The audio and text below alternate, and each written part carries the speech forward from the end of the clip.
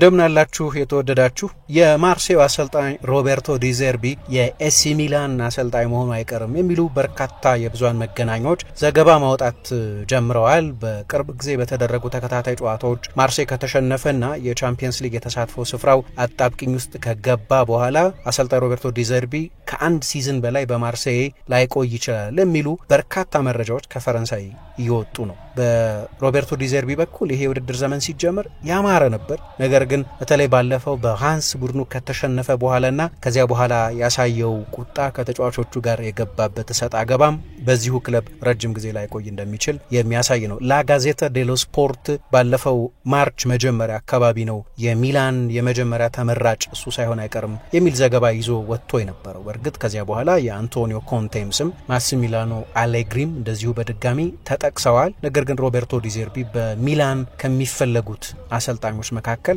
አንዱ አድርጎ ጋዜታ ዴሎ ስፖርት ዘግቦ ነበር። አሁን ደግሞ በቅርብ ቀናት ሁለት ሌሎች የጣሊያን ትልልቅ የስፖርት ጋዜጦች ላ ሪፑብሊካ እና ኮሬር ዴላ ሴራ የሚባሉትም እንደዚሁ ዲዘርቢ በሚላን በእጅጉ እየተፈለገ እንደሆነ ዘገባ አውጥተዋል። እንዲያውም በቅርብ የወጡት ዘገባዎች የላ ሪፑብሊካ እና የዴላ ሴራ ዘገባዎች የሎምባርዲው ክለብ በቁጥር አንድነት እሱን የሴርጂዮ ኮንሴሳው ተተኪ ማድረግ ይፈልጋል የሚል መረጃ ይዞ ወጥቷል። እንዲያው የጋዜጣን ዘገባ ብቻ እንደ ማሳያ ለመጥቀስ የክለቡ ሰዎች በሁለት ዋና ዋና ምክንያቶች ሮቤርቶ ዲዘርቢን ወደ ሳንሲሮ ማምጣት ይፈልጋሉ ይላሉ። አንደኛው የጨዋታ ስታይሉ በጣም ማጥቃት የሚወድ አሰልጣኝ በመሆኑ የተነሳ ከሚላን ታላቅ የውብ አጫወት ታሪክ ጋር የሚስማማ ነው በሚል ከክለቡ ዲኤንኤ ጋር አብሮ የሚሄድ ነው በሚል እንደ ምክንያት ይወስዱታል። ሌላኛው ደግሞ በሚላኔሎ በክለቡ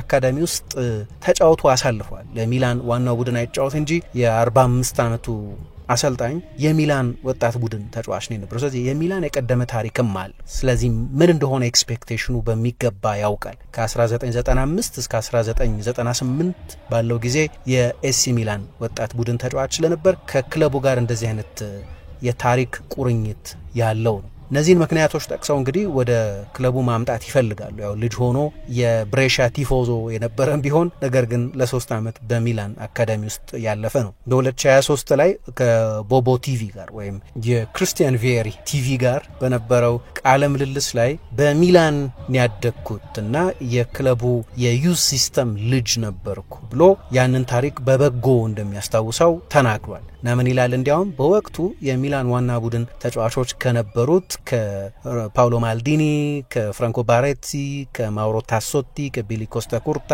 ከዝቮኒሚር ቦባን እና ከሳቪቼቪች ብዙ ትምህርት ወስጃለሁ እና ያ የሚላን የወጣት ተጫዋችነቴ ጊዜ እንደ አሰልጣኝ ላስቀመጥኩት ስታንዳርድ እና አሰልጣኝ ምን አይነት ሲሪየስነስ እንደሚያስፈልገው የተረዳሁበት ነው።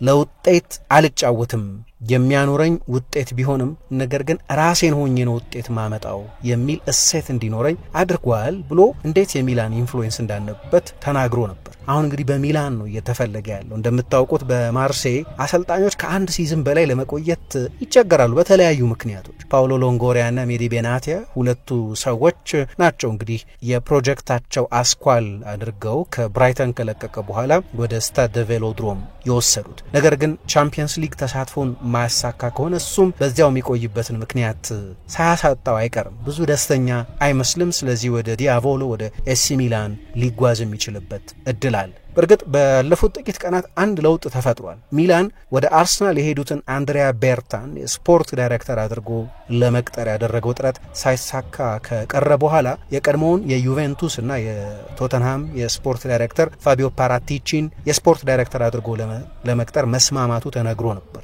ሮቤርቶ ዲዘርቢን በዋናነት የሚፈለገው በፋቢዮ ፓራቲቺ ነው። እንዲሁም ባለፈው ሳምንት የሮቤርቶ ዲዘርቢ ወኪል ኤድዋርዶ ክራኒያር የሚባለው ሰው በፓላዞ ፓሪጂ በሆቴል በማዕከላዊ ሚላን ባለው ሆቴል ተገናኝተው የአሰልጣኙን ጉዳይ በተመለከተ ውይይት አድርገው ነበር የሚል ዘገባ ነው ላ ጋዜታ ዴሎ ስፖርት ይዞ ወጥቶ የነበረው። ከዚያ በኋላ ግን የፋቢዮ ፓራቲቺ ጉዳይ ቅጣታቸው ገና ስላላበቃና አሁን ወደ ስራ መመለስ ስለማይችሉ ወደ ኢግሊታሬ በቀድሞ የላዚዮ ስፖርት ዳይሬክተር ላይ አተኩሯል የሚል መረጃ መውጣት ጀምሯል።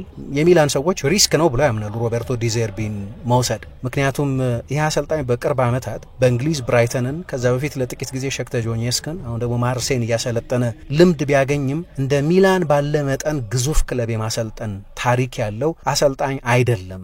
ስለዚህ አንቶኒዮ ኮንቴ ወይም ማክስ አሌግሪ ቢመጡ ይዘውት እንደሚመጡት አይነት ልምድና የውጤት ዋስትና እሱ ይዞ አይመጣም። እንደዚህ አይነት የሃይ ፕሬሸር ኃላፊነቶችን ይዞ የመስራት ታሪክ ያለው አሰልጣኝ አይደለም የሚል መጠነኛ ሪዘርቬሽን ቢኖርም ነገር ግን በተፈላጊነት ዝርዝር ከፊት ካሉት መካከል አንደኛው ነው። አሁን በሚላን ጫና አለ እንደምታውቁት። በዚህ ዓመት 2 አሰልጣኞችን ሞከሩ።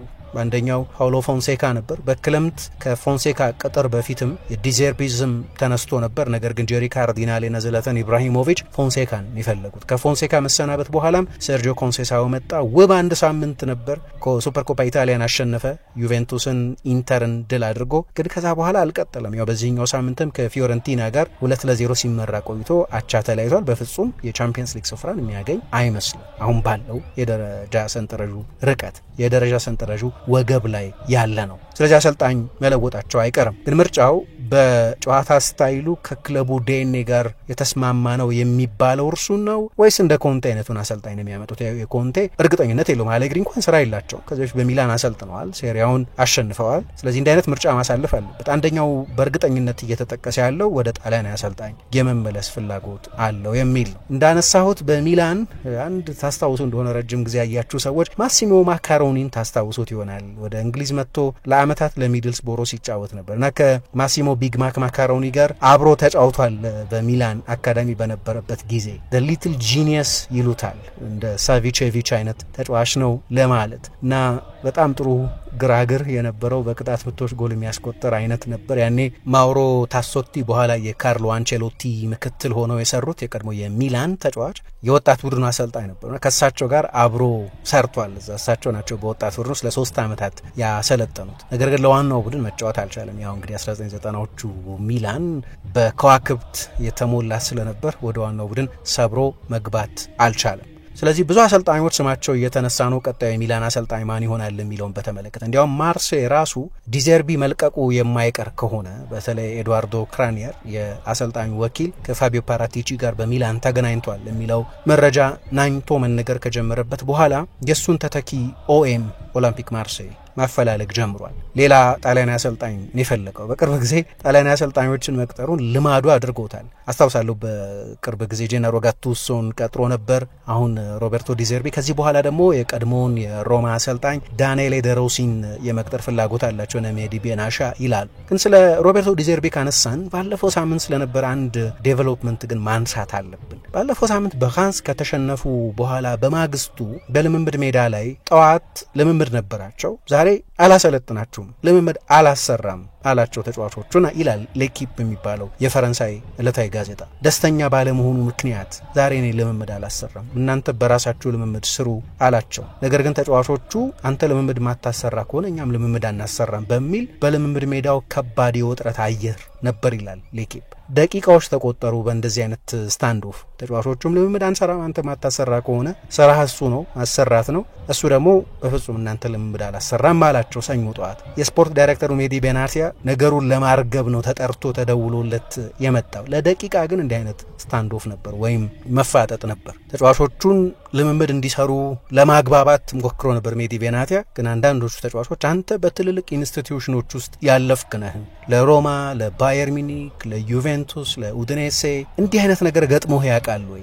ልምምድ አላሰራም የሚል አሰልጣኝ ገጥሞህ ያውቃል? ይሄ የትልቅ ክለብ ስታንዳርድ ነው ወይ ብለው ጠይቀውት ነበር ሜዲ ቤናርሲያን። ግን ደው ለማግባባት ሞከረ፣ ያልተለመደ ቢሆንም። ነገር ግን ይሄኛውን ሃንስን ያለ አሰልጣኝ እኮ ማሸነፍ አለባችሁ እናንተ፣ ስለዚህ ጥሩ አልተጫወታችሁም፣ ጥሩ አለመጫወታችሁን መቀበል አለባችሁ ብሎ ጣልቃ ገብቶ በኋላ ከሰዓት በኋላ ልምምድ አሰልጣኙ እንዲያሰራ እሱንም ተጭኖት ሮቤርቶ ዲዘርቢ ምንም ልምምድ የማሰራት ፍላጎት እንደሌለው በሜዳው ጠርዝ ቆሞ የግብር ይውጣ አይነት ሜትሮችን ርቆ ልምምዱ ተሰርቶ ተጠናቋል። ስለዚህ አሰልጣኙ እንዲህ አይነት የኢሞሽናል ማኔጅመንት ችግር ተስተውሎበታል። አሁን ትልቁ ጥያቄ በሚላን ደግሞ የበለጠ ትልልቅ ስም ያላቸው ተጫዋቾች ስላሉ እንዴት አድርጎ እንዲህ አይነት መልበሻ ክፍሎችን ያሰለጥናል የሚል ጥያቄ አለ። አሁን ባለፈው ከጨዋታው መጠናቀቅ በኋላ ሁለት የተለመዱ ኢላማዎች አሉት። አንደኛው ሉዊስ ኤንሪኬና ሜሰን ግሪንውድ ናቸው። በዚህ ዓመት ፖል ሊሮላም የሱ ሰለባ ነበር። በመልበሻ ክፍል ውስጥ በተለይ ከአንድ ጨዋታ በኋላ የተካረረ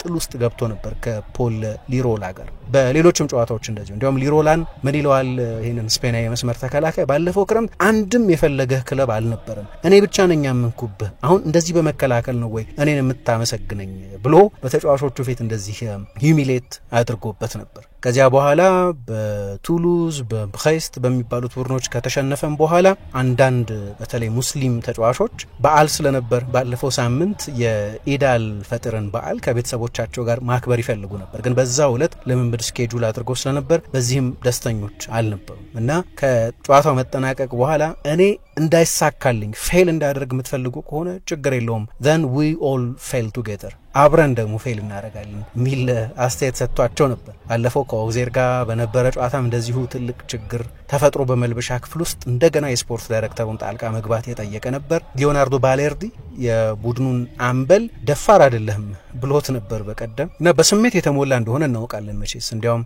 እንደው ስለሱ ማወቅ የበለጠ ማወቅ የምትፈልጉ ከሆነና ካላያችሁት ኬቪን ፕሪንስ ቦቲንግ ከሪዮ ፈርዲናንድ ፕላትፎርም ጋር ያደረገው አንድ ቃለ ምልልስ አለ። እሱ ወደ ባርሰሎና ሲሄድ ከዛ የባርሳ የውሰት ቆይታውን ካጠናቀቀ በኋላ ለፊዮረንቲና ለመፈረም ሲሞክር ልምምድ ሲያሰራ ያለውን ፓሽን ይናገር ነበር እና አንዳንዴ ኤክሰሲቭ ይሆናል፣ አንዳንዴ መልበሻ ክፍሉን የሚረብሽ ሊሆን ይችላል። ስለዚህ አንዳንድ ጨዋታዎች ከተሸነፈ በኋላ የሚያሳየው ምላሽ 45 ዓመቱ ስለሆነ ወይ በባህሪው እንዲህ ሞገደኛ የበዛ ስሜት ስላለው ሊሆን ይችላል የሚያውክበት ጊዜ አለ። አሁን ባለፈው በሌ ክላሲክ በፓሪስ ሳን ጀርማን ከኢንተርናሽናል ብሬክ በፊት ቡድኑ 3-1 ከተሸነፈ በኋላ ሁለት ልምምዶችን 15 ደቂቃ ብቻ ካሰራ በኋላ በቃ ከዚህ በኋላ አላሰራም ያለ ልምምድ ያስቆም ነበር። እንዲህ አይነት ድክመቶች ስላሉ ለሚላን አይነት ሃይ ፕሬሸርድ ክለብ ይሆናል ወይ የሚለው ጥያቄ መመለስ አለበት። ምክንያቱም በትልልቆቹ ክለቦች ውስጥ እንደ ሮቤርቶ ዲዜርቢ አይነት ምጡቅ የታክቲክ አእምሮ ብቻ አይበቃም፣ የላቀ የአስተዳደር ችሎታ ያስፈልጋል። ይህንን በተለይ በዚህኛው ዓመት በማርሴይ አላሳየም። ግን የጣሊያን ብዙሃን መገናኛዎች እንዳነሳሁት ጋዜታ ዴላ ሴራ፣ ሪፑብሊካ ሁሉ እንዲህ አይነት መረጃዎችን እያወጡ ነው። ከዚህ በኋላ ያለውን ዴቨሎፕመንት እናያለን። ምክንያቱም በማርሴይ በዚህ ሁኔታ ረጅም ጊዜ መቆየት አስቸጋሪ ይሆናል። ሚላን ደግሞ አሰልጣኝ መቀየሩ አይቀርም። ስለዚህ ይሄኛው ዜና ወዴት ኢቮልቭ ያደርጋል የሚለውን እንጠብቃለን። ግን ከሚላን ጋር ብቻ አይደለም ስሙ እየተነሳ ያለው። ለነገሩ ጃምፔሮ ጋስፔሪኒ ከአታላንታ መልቀቃቸው አይቀርም ተብሏል፣ ውሌን አላደስም ካሉ በኋላ በተለይ። ስለዚህ ምናልባት ወደ ሮማ ሊሄዱ ይችላሉ። ኮንቴ ከናፖሊ የሚለቅ ከሆነ የናፖሊ ደጋፊዎች በቁጥር አንድነት የሚፈልጓቸው ጋስፕን ነው። ስለዚህ በአታላንታ አሰልጣኝ ይፈልጋል ማለት ነው። ቲያጎ ሞታም ይባላል። ምክንያቱም ቲያጎ ሞታ ልክ እንደ ጋስፔሪኒ ሁሉ በተለይ ባለፈው ዓመት በቦሎኛ በ3-4-3 በ3-4-2-1 ነው የተሳካለት። ስለዚህ ጋስፔሪኒ ቦታ ላይ ትልቅ የቡድን ስብስብ የስኳድ ቢልዲንግ ለውጥ ሳይደረግ ለዚሁ ሲስተም የተስማማ አሰልጣኝን በመቅጠር ብቻ እንደ ኮንቲኒቲ አሰልጣኝ ማለት ነው ሞታን ያዩታል። ነገር ግን የሞታ የዩቬንቱስ ሪካርድ ደግሞ አንዳንድ ትልልቅ ክለቦችን ያስፈራቸው ይችላል። ቅድም ስለ ሮቤርቶ ዲዘርቢ እንዳልኩት የሱም የመልበሻ ክፍል ማኔጅመንት ከዚህ በፊት አንድ ፕሮግራም ላይ እንደጠቀስኩት ስለ ቲያጎ ሞታ የዩቬንቱስ ኃላፊነት የመጨረሻዎቹ ሳምንታት አንድ ዝግጅት ነበረኝ። እሱም ተመሳሳይ የመልበሻ ክፍል የማኔጅመንት ችግር ነበረበት። አታላንታ እንደ ዩቬንቱስ አይደለም። ዩቬንቱስ የጣሊያን ትልቁ ስኬታማው ክለብ ነው። ግን በቅርብ ዓመታት ደግሞ በጋስፔሪኒ ምክንያት መደበኛ የቻምፒየንስ ሊግ ቡድን ነው። በአንዳንዶቹ ሲዝኖች ለስኩዴቶ ተፎካክሯል። ባለፈው ዓመት ከረጅም ጊዜ ጥበቃ በኋላ አሰልጣኝ ጋስፔሪኒ ዩሮፓ ሊግን አሸንፈዋል። ስለዚህ ዩቬን አይሁን እንጂ አሁን እሳቸው ሲመጡ እንደነበረው አይነት ለዓለመውረድ የሚጫወት ቡድን አይደለም። ባለ ደህና ስም ተጫዋቾችም ያሉት የመልበሻ ክፍል ነው። ነገር ግን የዩቬንቱስ ፕሬሸር የለበትም። ስለዚህ ሞታ ይባላል ወደዚያ። ግን የሮቤርቶ ዲዘርቢም ስም እንደዚሁ ከአታላንታ ቤርጋሞ ጋር ይነሳል። ይሄ የውድድር ዘመን ሲያበቃ ወደ አንድ ትልቅ ክለብ መሄዱ አይቀርም። ወደ ሎምባርዲ የሚሄድ ይመስላል፣ ሚላን ወይ አታላንታ።